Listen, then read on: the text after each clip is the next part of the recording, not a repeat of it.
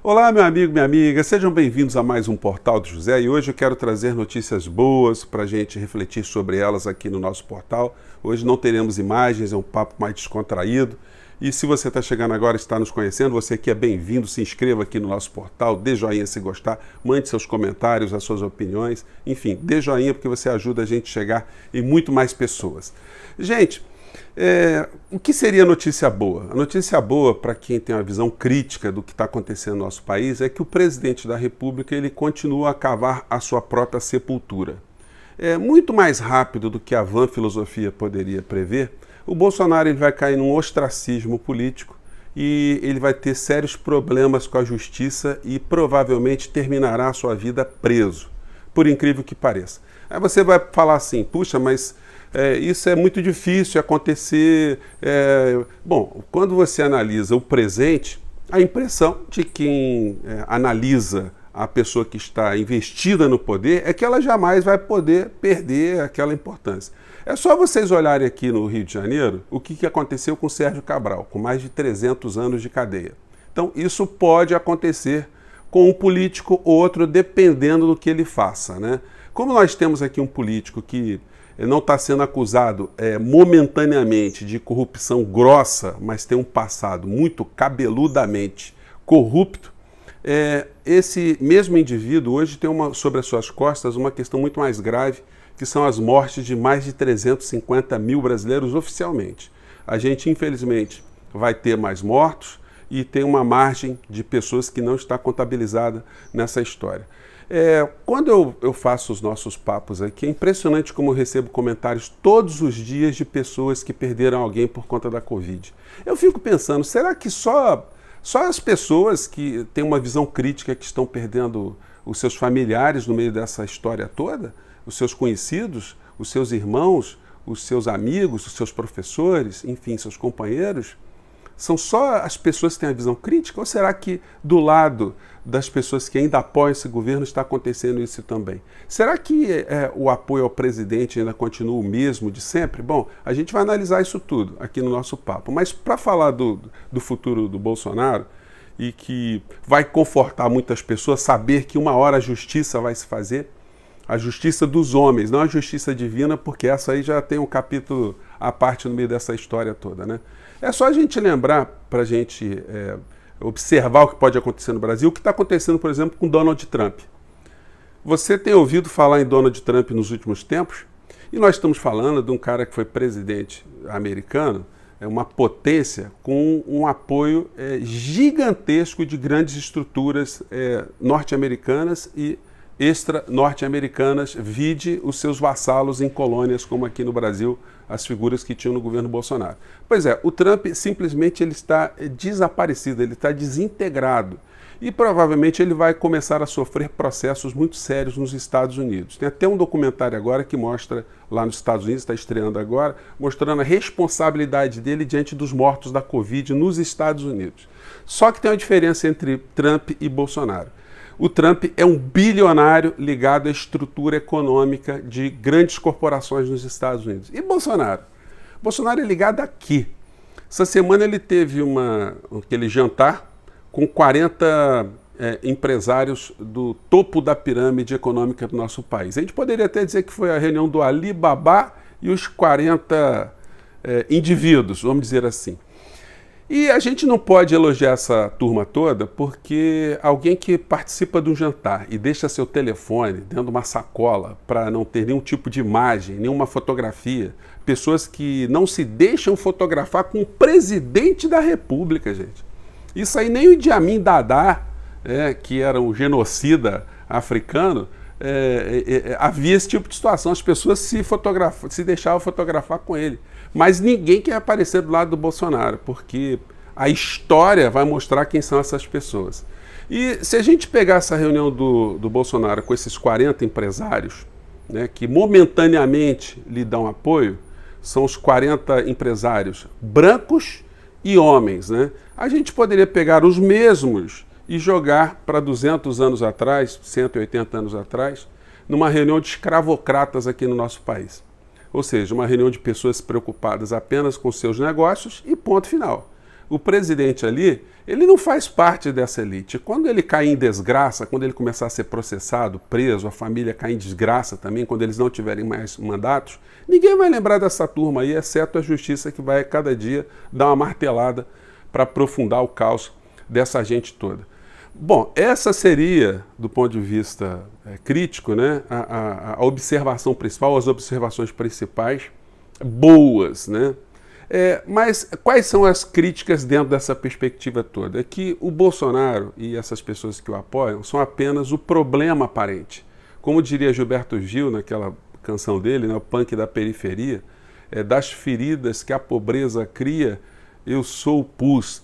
Quer dizer, diante dessas feridas que nós temos, essa gente que está colada com o Bolsonaro e o próprio Bolsonaro, elas são a parte mais aparente, é o pus, aquele que causa esse incômodo em todos nós.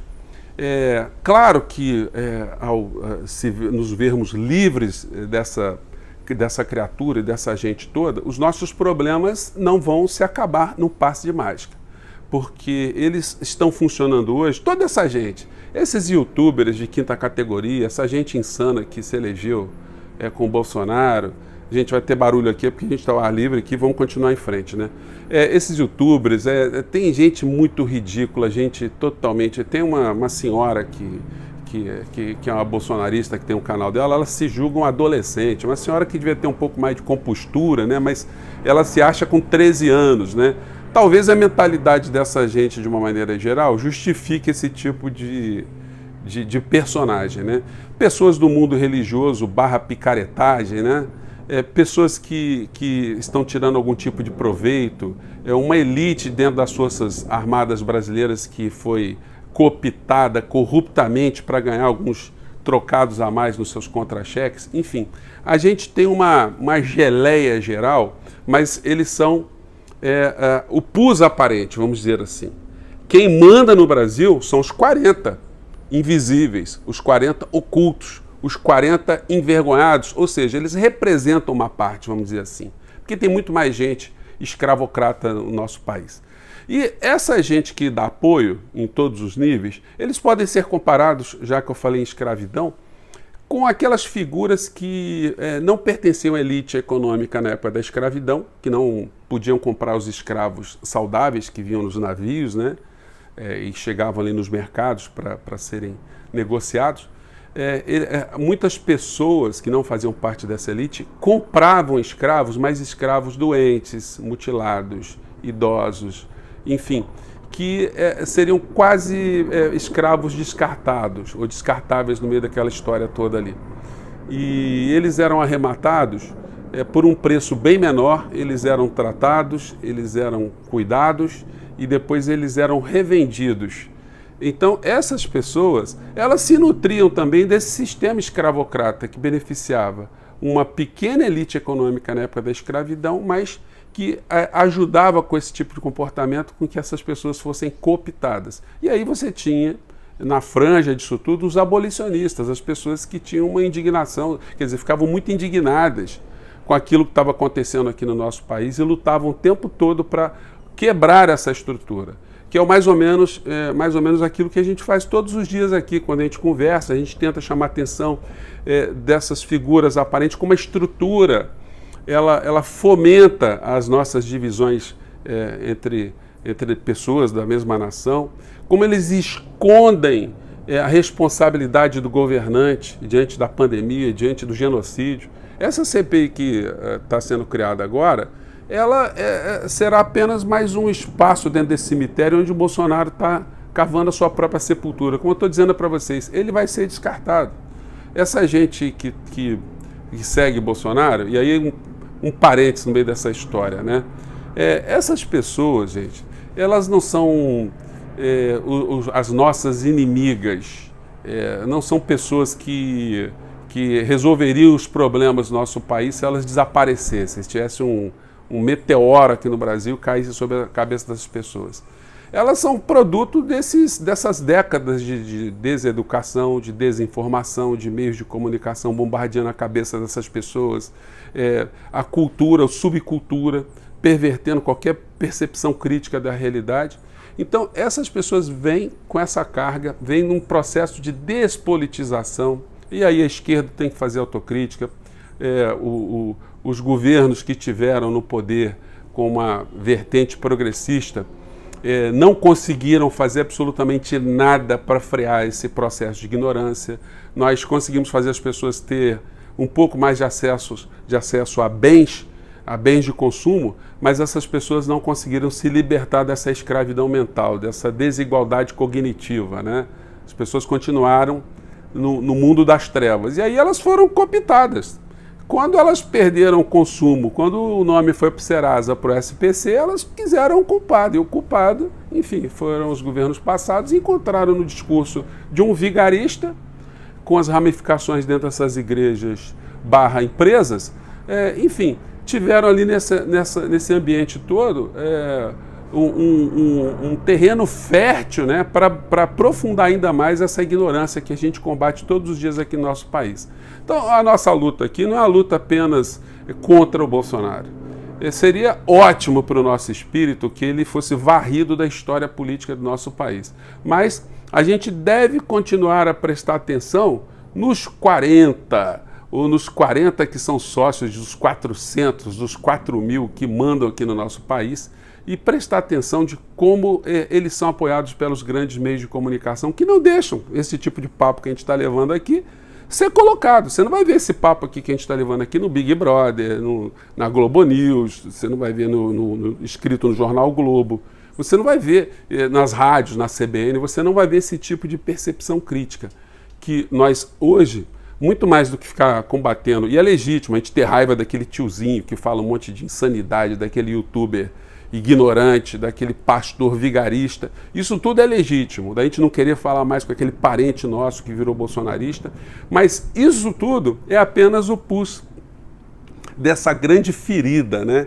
em que o Brasil se transformou. Mas nós estamos aqui com mertiolate, com mercúrio, né, estamos aqui, sal, a gente está fazendo algumas coisas assim para, pelo menos, tentar fazer com que essa infecção ela se reverta aqui no nosso país. Gente, está tendo muito barulho aqui.